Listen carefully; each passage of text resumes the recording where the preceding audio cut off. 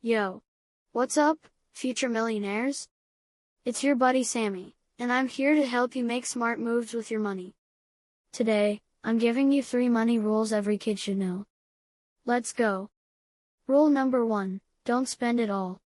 When you get money, like from your birthday or your allowance, don't spend the whole thing on candy or toys.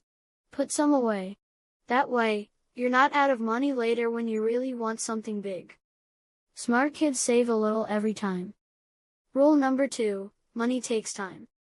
Let's be real, you might want that video game right now. But good things take time. If you save little by little, you'll earn what you want, and feel proud when you get it. Waiting shows strength. That's called discipline. And rule number 3, know where your money goes. Always keep track of your money. Know how much you got, how much you spent, and how much is left. That's called having a money plan, and it helps you stay in control. Alright, quick recap. Don't spend it all. Be patient. Track your money.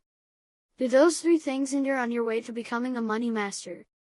If you like this video, make sure to hit that like button, subscribe to the channel, and tell a friend.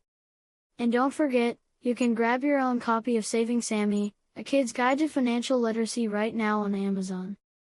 I'll catch you next time.